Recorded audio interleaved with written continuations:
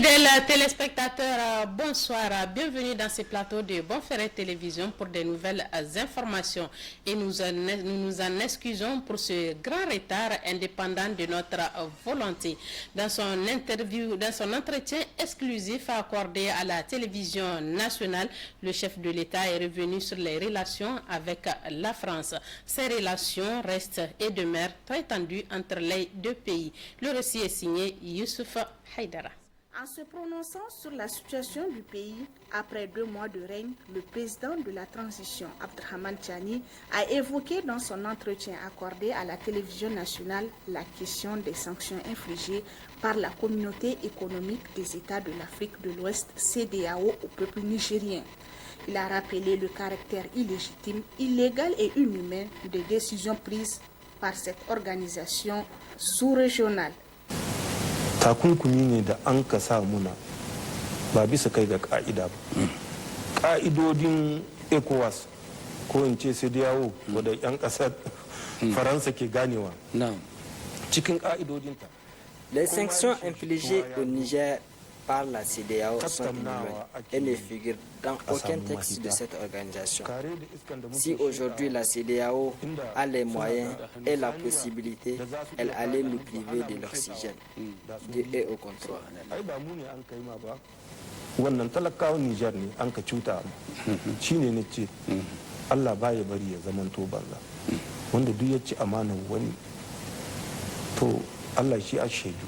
L'acte de solidarité et d'entraide dont ont fait preuve le Mali et le Burkina a été salué en cette occasion. Ba za mu raida ba a biyo ƙasar mu Niger a cuta ma Mali ko a cuta ma Burkina. Haka nan su ma Burkina ba za su raida ba.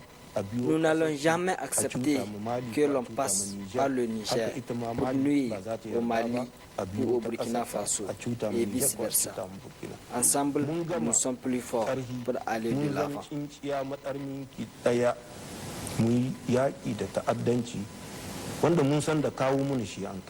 Face à ces sanctions extrêmes prises par la CEDEAO à l'encontre du Niger, au lendemain du coup d'État, le chef d'État a enfin salué la maturité du peuple nigérien qui a fait preuve de résilience.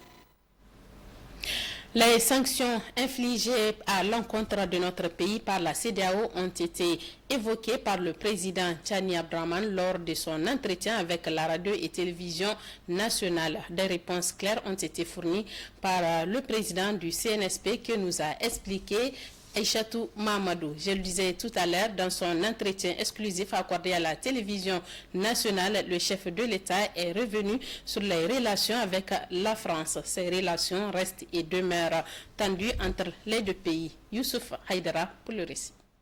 Sur la situation du pays, après 2 mois de règne, le président de la transition, Abdrahmane Tchani, a évoqué dans son entretien accordé à la télévision nationale la question des sanctions. La relation avec la France était au cœur de l'entretien exclusif accordé par le chef de l'État à la télévision nationale.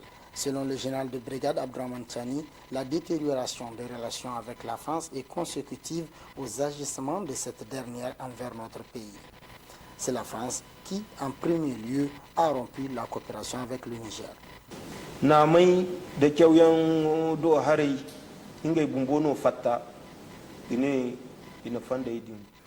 C'est la France elle-même qui a rompu la coopération culturelle. La France n'est pas la seule destination pour nos étudiants.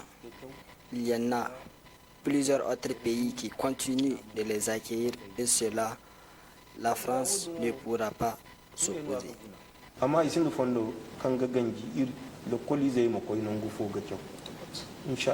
Au-delà de ces points, le chef de l'État a évoqué la question sur la coopération économique. Sur ce plan, la gestion économique des ressources minières sera désormais entre les mains des Nigériens et c'est à eux d'en décider avec qui ils feront affaire. Arzikin ƙasar Niger na ƙyan Niger ne. Arzikin ƙasar Niger na Niger ne. Wannan muna da inci bisan shi. Kuma inci ba na baki ba ne, na tabbat ne. Yadda mun ga 'yan ƙasanmu.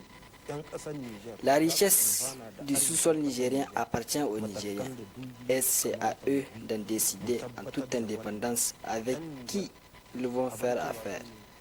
Nous avons plusieurs partenaires en dehors de la France qui ont manifesté leur intérêt pour l'exploitation de notre sous-sol, en respectant la souveraineté du pays et du peuple. ba sai an yi maula ba sai mun yi maula ba arziki na ƙasar mu ne cikin girmamawa da daraja su hito arzikin ƙasa ɗan ƙasa su unhwana ba wani ya hito da wani waje ba ya zo shine da unhwana ga arzikin Niger. Sur la question d'une probable nouvelle forme de coopération avec la France, le chef de l'État a affirmé que cela relève de la responsabilité des futures autorités civiles qui seront à la tête du pays.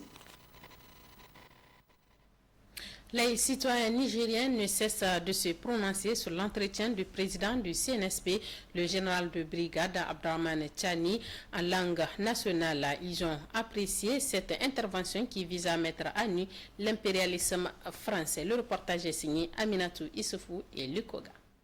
S'il y a un produit qui cristallise les sentiments des citoyens par rapport à la hausse des prix des produits de première nécessité, c'est bien le riz. Le riz dont le sac de 25 kg coûtait il y a quelques jours 12 000 francs est devenu aujourd'hui à 17 500 voire 18 000 francs chez certains commerçants de Niamey. Aujourd'hui, un seul d'entre ces commerçants semble respecter cet engagement. Ces boutiques sont prises d'assaut par les clients qui se bousculent. Vous savez, ici, par rapport aux autres boutiques, ici c'est à 12 000 francs, je pense bien. On est là depuis 12 500, on est là depuis vers 5 h du matin. Et puis, vous voyez, il y a du full jusqu'à présent. Le prix par rapport aux autres, c'est tellement différent. Et puis, les gens profitent du sucre avec la transition pour augmenter les prix, vous voyez, avec la fermeture des frontières. Donc, sincèrement, on remercie Idrissa Larabo. Nous sommes là parce que les prix sont abordables ici. Le sac de riz de 25 kg est vendu à 12 500 francs. Ailleurs, les prix varient entre 14 000 voire 19 000 francs. Comprenez que les gens ne vont aller que là où c'est moins cher. Le prix de Isaka Idrissa Larabou, qui est moins cher. Dans ces magasins, le sac de riz coûte moins cher que dans les autres boutiques. Notre passage ce matin a coïncidé avec la visite sur les lieux du gouverneur de la région de Niamey qui a salué l'esprit de patriotisme de ses commerçants.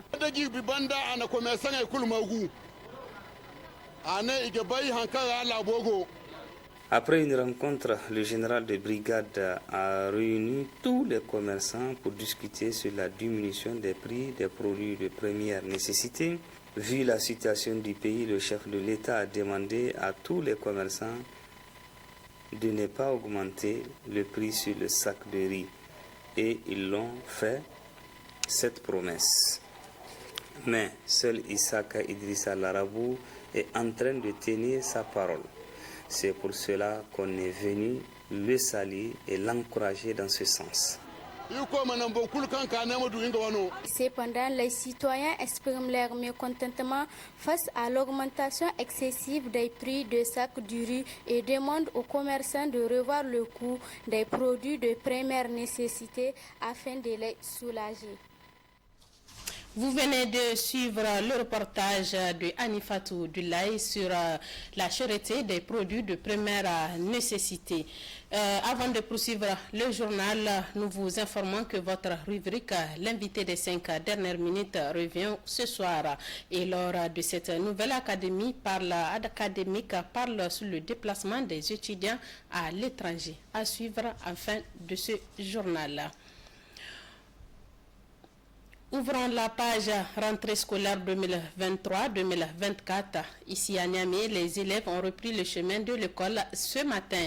Et c'est la ministre en charge de l'éducation nationale qui a procédé au lancement officiel de la reprise des classes de plus de 4 millions d'élèves. Le compte rendu est signé Souleymana Ousmane et Abdoulaye Seydou.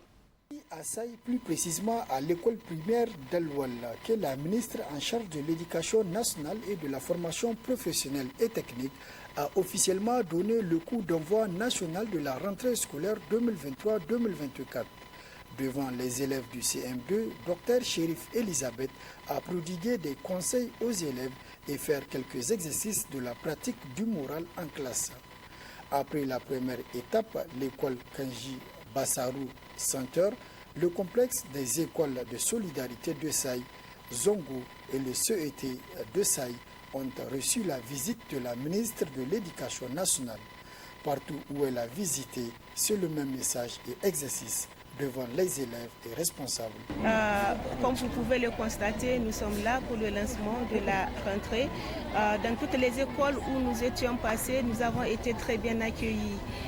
Nous avons été très bien accueillis par des enseignants déterminés et par des enfants qui sont prêts pour reprendre les cours. Permettez-moi de profiter de cette occasion pour aussi dire que nous avons pu voir les fournitures, n'est-ce pas? Nous avons pu donner les fournitures aux enfants. Nous voulons saluer tous les efforts qui ont été faits au plus haut sommet de l'État pour permettre cette rentrée à nos enfants en dépit des circonstances que vous et nous connaissons tous. Témoins du déroulement normal du lancement de la rentrée scolaire, les syndicats d'enseignants et associations des parents d'élèves se réjouissent de cette rentrée. Le constat qu'on peut tirer, vraiment, c'est un constat très satisfaisant parce que vraiment, il y a l'engouement, les élèves sont là, leurs parents. En tout cas, on peut dire toute l'équipe administrative, la chefferie traditionnelle, les parents d'élèves, les scolaires sont tous là en train d'accompagner la ministre. Vraiment, on peut dire ça fait très longtemps qu'il n'y a pas eu ce genre de lancement où on a invité tous les partenaires de l'école. En tant que syndicat d'enseignants, membre de la synergie d'action des syndicats de l'éducation STASEF et secrétaire général du SNEP, nous nous réjouissons vraiment du degré de préparation de cette rentrée. Nous avons constaté que la rentrée vraiment 2023, octobre 2023, vraiment c'est bien effectué. Pour l'instant, vraiment en tant que parents, nous remercions l'actuel gouvernement pour les efforts qu'ils sont en train de déployer pour mettre nos enfants dans des conditions pour préparer la rentrée et pour que cette année soit une année vraiment de réussite de nos enfants. Que cette rentrée intervienne dans un moment très difficile où des sanctions injustes, inhumaines ont été infligées à notre pays par la CEDEAO et l'UEMOA. Mais malgré cela, le Conseil national pour la sauvegarde de la patrie a déployé tous les moyens humains mais également matériels pour que cette rentrée soit une réussite. Au cours de ce lancement, les élèves ont témoigné leur reconnaissance aux autorités du pays à travers la ministre en charge de l'Éducation nationale. Une réunion de synthèse avec tous les acteurs concernés et la visite des responsables coutumières ont eu lieu après le lancement. Pour cette rentrée scolaire, tous les acteurs concernés à tous les niveaux ont pris part au dit lancement de la rentrée ici à Saï. Au plan national, cette année, ce sont 4 465 217 élèves et 116 757 enseignants du préscolaire au secondaire à reprendre le chemin de l'école. Restons avec Mohamed Alpha dans le même registre de l'éducation, direction la région d'Agadez où les élèves ont repris le chemin de l'école ce lundi 2 octobre 2023. Les élèves ont été invités à faire preuve de patriotisme pour la souveraineté du pays. Suivons plutôt sur les images du bureau reportage des Bonferré de la région d'Agadez. La rentrée des classes a été également effective à Agadez où 160 000 élèves ont repris le chemin de l'école ce 2 octobre 2023. Nous avons effectué un échantillonnage pour voir l'effectivité de la rentrée au niveau de toutes les structures pour constater l'effectivité de la rentrée scolaire. Et effectivement, partout où nous sommes passés, vous avez constaté avec nous l'effervescence, l'engouement vraiment de la rentrée scolaire. Et cela dénote en tout cas d'un bon démarrage pour cette rentrée en ce jour de 2 octobre. Et nous avons également trouvé un corps professoral assez motivé qui est également en place. Et je dois dire que du point de vue de la logistique aussi, tout a été mis en place par le gouvernement. Vous avez suivi avec nous toutes les livraisons qui ont été faites pour les fournitures scolaires qui ont été donc déjà distribuées. Donc Je pense que toutes ces conditions sont réunies pour que cette rentrée soit des plus réussies. L'occasion a été mise à profit par les autorités régionales pour sensibiliser les élèves sur la nouvelle voie empruntée par le Niger en vue de reconquérir sa totale souveraineté. Dans la capitale économique du Niger, à Maradi, s'est également effectuée la rentrée scolaire dans une ambiance festive. C'est le gouverneur de Maradi qui a donné le top départ en présence des acteurs de l'éducation. Retrouvons une fois de plus Mohamed Alpha sur les images d'Ibrahim Amadou depuis Maradi. Dans la région de Maradi, les élèves ont repris le chemin de l'école ce 2 octobre 2023 dans la quiétude sociale. Les autorités régionales, communales, religieuses et coutumières, sous l'égide du contrôleur général de police, le gouverneur de Maradi, Issifou Maman, ont assisté au top départ de la rentrée scolaire 2023-2024. Le gouverneur a saisi l'occasion pour inviter les élèves à plus de courage et de persévérance pour une année scolaire réussie sans perturbation. Vous l'avez constaté déjà, le proviseur l'a dit, l'État du Niger, le CNSP et le gouvernement ont pris toutes les dispositions pour que cette rentrée soit effective. On est venu constater de nous-mêmes l'effectivité de cette rentrée.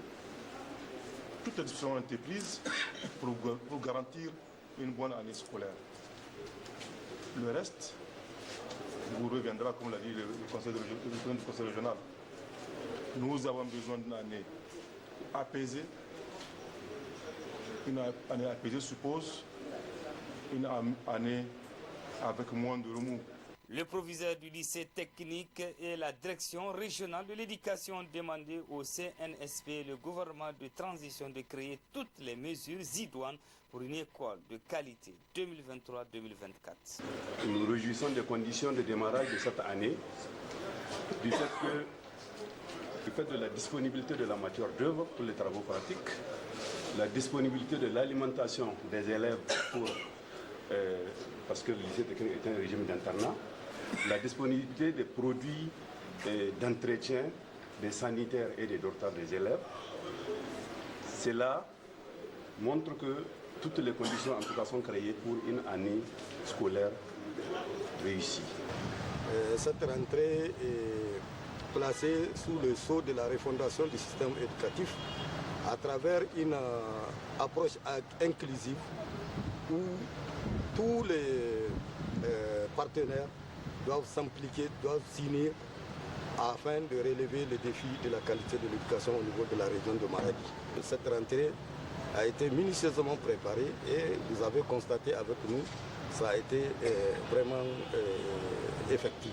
Le souhait le plus absolu des autorités régionales de la capitale économique du Niger, c'est d'assister à une année scolaire honorable sans problème.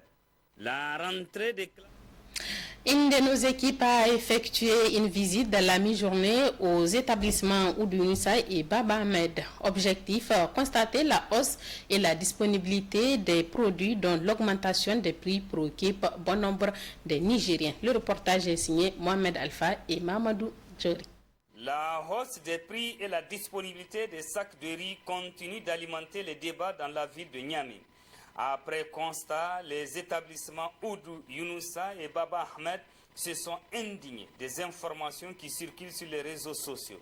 Selon les deux établissements, ils ont respecté les tarifs normaux depuis l'avènement du coup d'État du 26 juillet dernier. À l'époque, nous avions 360 000 sacs en stock. Nous avons vendu fidèlement ces riz à 12 500, soit moins en gros parce que nous avons vendu la tonne à 495 000. Si vous faites 495 000 divisé par les 40 sacs, ça vous fait 12 370. C'est juste une spéculation. Si les produits commencent à entrer, même les spéculateurs qui ont pu profiter pour déposer les stocks en attendant pour les remonter les surenchères, ils ne pourront pas parce que nous allons essayer de freiner ça avec les approvisionnements qu'on aura à faire.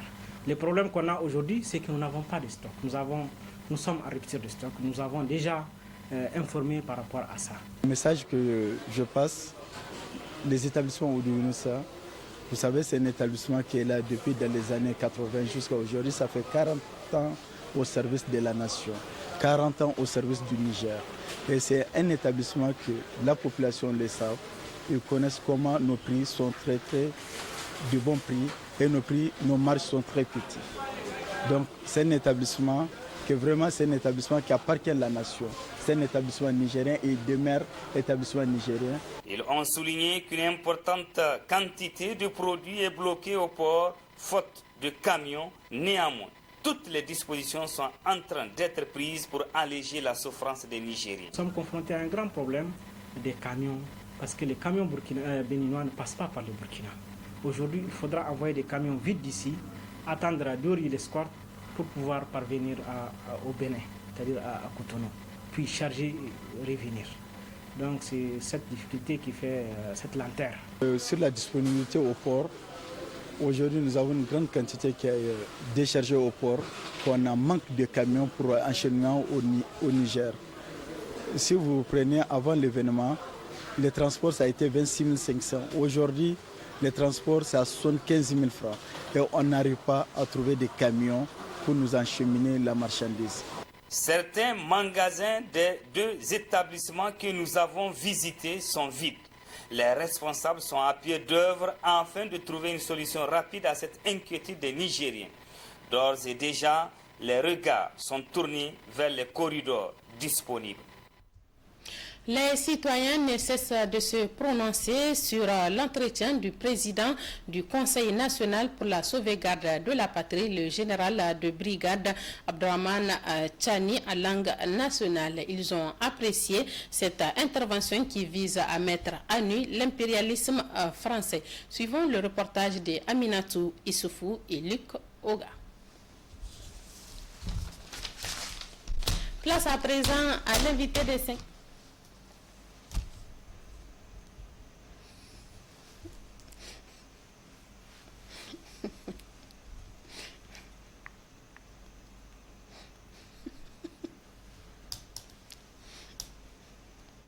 Aujourd'hui, c'est le contraire. Au Niger, c'est que ça a même trop duré. Et rappelez-vous, même pendant le mois de carême, ou même pendant que les commerçants doivent diminuer le prix, c'est pendant ce mois béni que les gens profitent pour augmenter le prix. Au Niger, je crois qu'il faut changer de politique. Nous avons un nouveau système qui est là. Il faut vraiment tout faire pour mettre les gens sur les rails. Il faut taper fort. Les commerçants grossistes ne doivent pas être des détaillants. Il faut imposer. Si tu es grossiste, tu restes dans ton domaine de grossiste. Le détaillant qui va, il prend le pot, il l'achète chez les grossistes. Il va pour gagner quelque chose. Et toi aussi, dans ta boutique ou dans beaucoup de boutiques de commerçants, et il faut le détail. Est-ce que c'est normal? Même la richesse, c'est de la saleté.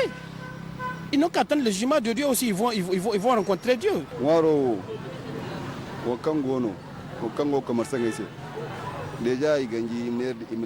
Les commerçants ont empêché la vente du riz aux détaillants. Ce qui sont avec eux ne suffisent pas aux populations. Mais le problème vient des détaillants, car c'est eux qui augmentent du riz. Ils l'achètent à 12 500 et le revendent à 15 000 francs CFA, voire 17 500 francs CFA.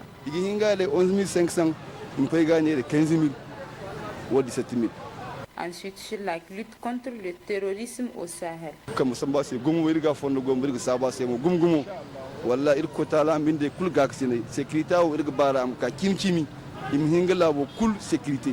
Nous remercions vraiment le président qui nous assiste tous et nous voulons à ce que notre pays demeure en sécurité et assiste notre jeunesse aussi.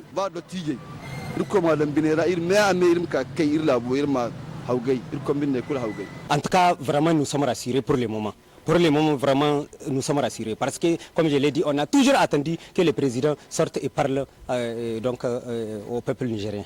Les citoyens se disent satisfaits de l'entretien accordé en langue Zarma et Hausa et encouragent le CNSP à continuer dans ce sens et leur souhaitent une très bonne gouvernance. Place à présent à l'invité des 5 dernières minutes qui reçoit Abdoul Kader, spécialiste en placement des étudiants à l'étranger. Un sujet brûlant de l'heure évoqué avec Abdraman Younoussa Issa. Très bonne réception et bonne soirée à tous.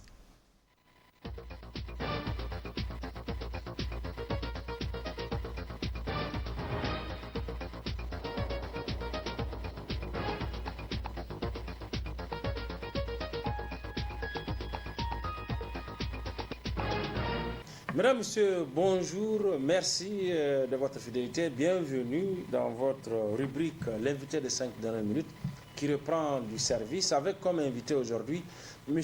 Lamine Abdoul Kader. Monsieur Lamine Abdoul Kader, bonjour. Et bonjour, M. Abdraman. Monsieur Lamine, vous êtes promoteur et président directeur général de Alg Center, une structure de placement de jeunes étudiants privés et boursiers nigériens à l'étranger. D'abord, M. Lamine, dites-nous de façon succincte et un peu précise en quoi consiste votre travail. Notre travail de placement et suivi des étudiants consiste en un ensemble de processus qui accompagnent les étudiants, du choix des filières via des conseils et orientations, à la pré-inscription, à l'inscription pédagogique, à l'accueil et l'hébergement, ainsi qu'à l'orientation post-bac, la recherche des stages, les différents suivis de proximité jusqu'à la fin du cycle des étudiants. Il est échelonné donc sur tout le parcours, sur tout le cycle d'études. Justement, c'est réparti certainement de plus belle cette année encore. Comment est-ce que se présente l'année académique 2023-2024 dans votre secteur? C'est ça. La rentrée académique 2023-2024 s'annonce sur de heureux auspices, notamment en ce qui concerne les étudiants atypiques privés qui ont fait le choix du groupe Alg Center.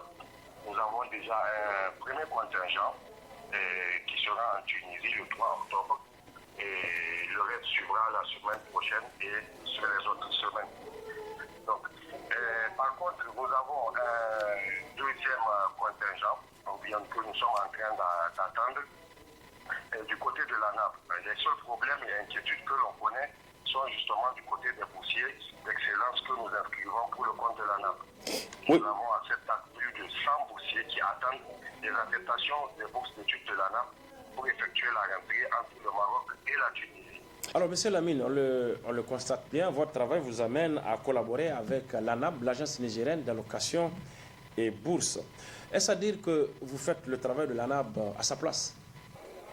Nous ne faisons pas exactement le travail de l'ANAB, mais plutôt le groupe Alg Center effectue le travail de façon complémentaire à l'ANAB. Nous complétons donc les suffisances de l'ANAB en aidant les étudiants dans le choix des filières porteuses selon les normes de la LPE.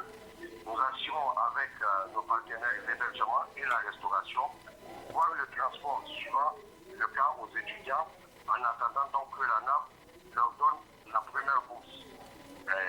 Bourse qu'ils donnent la plupart du temps avec une moyenne de retard de 9 à 11 mois depuis 2018-2019 jusqu'à ce jour.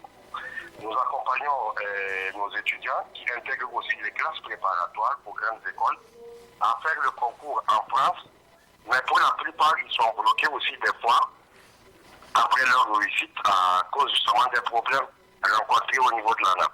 Alors oui, justement, les étudiants boursiers de l'État se plaignent régulièrement, souvent par voie de presse, de leurs conditions d'études à l'étranger, en ce qui concerne notamment leur prise en charge ou le retard que les bourses mettent avant d'arriver, etc. Alors, quand cette bourse n'est pas complètement hypothétique, qu'est-ce qui ne fait pas bien son travail en ce moment-là? Est-ce que c'est la NAP ou bien c'est vous? Tout à fait, les étudiants se plaignent. Et justement, sur le sujet, nous avons également envoyé la semaine passée un courrier détaillé au nouveau ministre en charge de l'enseignement supérieur qui retrace tous les problèmes rencontrés au niveau de la NAP, évoquant la plupart des mots que nous rencontrons, nous et les étudiants. Nous avons évoqué les points suivants: l'incitation à la corruption, l'affairisme au niveau de l'institution, le chantage, les harcèlements et tentatives de rupture abusive de contrat. Il faut aussi rappeler le fait que la NAP peut faire 2 ans sans payer nos partenaires et 3 ans sans nous payer, invoquant des problèmes de ressources financières. Les boursiers du groupe Alcentor sont les boursiers les plus nantis du Niger grâce au travail effectué justement avec nos partenaires. L'affairisme au niveau de l'institution pousse la structure des fois, oui, à se comporter en structure concurrente à travers la mise en place de plusieurs structures informelles de business qui utilisent le label justement ANAP. Nous, Alcentor, nous agissons de façon, nous agissons du moins 2 fois un système correcteur à titre d'illustration, par exemple pour la période Covid. Plus de 50 étudiants nigériens se sont vus mis à la porte des universités marocaines. Et pour la plupart, les agents de l'ANAP y ont contribué en orientant des étudiants et leurs parents vers des structures informelles moyennant commission. Mais quand vous dites structure informelle, M. Lamine, à quoi ou à qui vous faites allusion exactement? Oui, des structures informelles parce que tout simplement, ce sont des agents des boîtes qui se substituent à effectuer ce travail ou à orienter, par exemple, des parents vers des structures qui n'ont aucune reconnaissance légale. Pourquoi les mêmes problèmes persistent depuis des années maintenant, selon vous? Ces problèmes persistent. D'abord, sur le problème, nous avons même, permettez-moi d'ajouter, nous avons découvert, par exemple, tout récemment, un business qui se fait au niveau de la direction de la communication de l'ANAP, au vu et au su de tout le monde. Des étudiants qui ont, par exemple, récupéré et qui sont récupérés, envoyés vers des universités, lesquelles ne figurent même pas parmi le top 10 des meilleures universités tunisiennes. Ou tout simplement vers des universités qui manquent d'une autorité locale. Parmi ces étudiants, par exemple, de façon vraiment dommageable, nous avons vu qu'il y a une étudiante même qui figure, qui est la première bachelière 2023 du Niger. Donc, voilà. Et en ce qui concerne votre question sur les problèmes et pourquoi les mêmes problèmes existent, le premier problème de l'ANAP est lié d'abord à sa nature juridique, EPA, c'est-à-dire un établissement public à caractère administratif. L'ANAP est créée sous forme d'EPA. Le deuxième problème est un problème de ressources humaines. La plupart des agents de l'ANAP sont des enseignants de lycée ou de collège, ou tout simplement d'anciens attachés académiques qui ont quitté la fonction il y a plus de 10-15 ans. Le troisième problème de l'ANAP demeure certes dans l'insuffisance des ressources financières, mais c'est surtout un manque de planification stratégique, financière et technique. Et le quatrième problème, c'est l'affairisme qui gangrène la structure. Et la structure agit comme un système qui s'autoprotège aussi. Et le cinquième, c'est l'absence donc d'un système de contre-information. Voilà, si vous voulez, pourquoi les problèmes de l'ANAP continuent à persister. Alors, M. Lamine, en réalité, pour être plus précis, qui est responsable de cette situation? L'ANAP, le ministère des Enseignements supérieurs ou les deux? On ne peut parler de la situation de l'ANAP sans évoquer le ministère de l'Enseignement supérieur. On ne peut également parler de la situation de l'ANAP sans évoquer donc le ministère des Finances.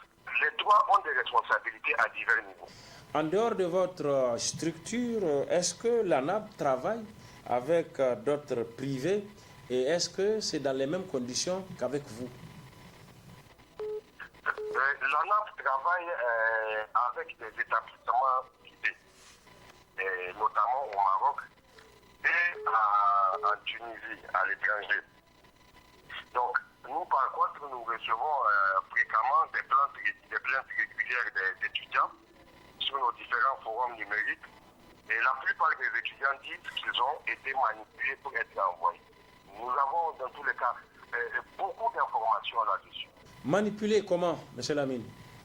Ils disent qu'ils sont manipulés, c'est-à-dire que, par exemple, lorsque les étudiants partent se faire inscrire, l'information qui leur est donnée n'est pas la bonne information. Un étudiant peut partir, on lui expliquera que, par exemple, c'est l'ANAP qui paiera la scolarité et tout, alors que bon, l'ANAP jouera peut-être un rôle de remboursement. ou tout simplement que son hébergement et sa restauration seront pris en charge. Alors que quand l'étudiant part là-bas, il se rend compte que ce n'est pas du tout ça. Il y a tellement d'exemples sur le sujet. Et je vous inviterai par ailleurs à poser la question sur un de nos forums numériques sur lequel nous avons plus de 350 boursiers d'excellence. Monsieur Lamine, en tant que spécialiste, est-ce que selon vous, cette situation peut être réglée au niveau de l'ANAB et comment? Pour régler les problèmes, de l'ANAB, il faudrait d'abord revoir son statut juridique. Dans la plupart des pays de la sous-région, les bourses sont gérées avec une direction des bourses, intitulée direction des bourses. Au niveau donc de l'ANAB, l'institution est constamment grippée par des textes et un conseil d'administration qui alourdit le système de traitement des dossiers des étudiants et aussi aux décisions nécessitant la tenue d'un conseil pour être validées. Certaines décisions doivent être prises dans l'urgence. Donc, toujours pour régler, par exemple, ces problèmes, il faudrait mettre à la disposition de l'ANAB les ressources humaines et financières nécessaires à sa mission et non créer des apéristes. Il faudrait aussi mettre en place une bonne structure de communication soucieuse du bien-être des étudiants. Et il faudrait également mettre en place un bon cadre de planification stratégique, financière et technique dans le cadre justement de cette gestion des étudiants. Et ensuite, il faudrait mettre en place un système permettant au ministère de recevoir des informations des étudiants indépendamment de la NAP. Donc il faudrait mettre en place un système de contre-information.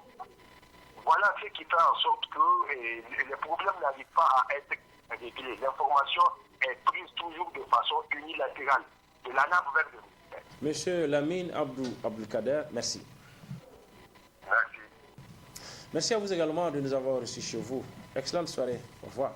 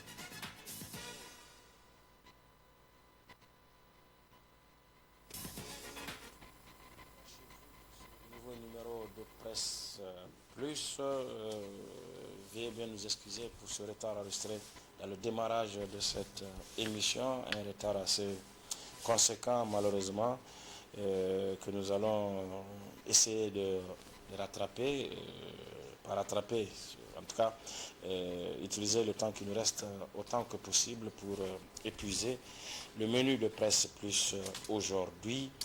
Et nous avons autour de la table nos invités consultants habituels, Ousseini Issa, journaliste professionnel. Ousseini, bonjour. Merci d'être sur ce plateau.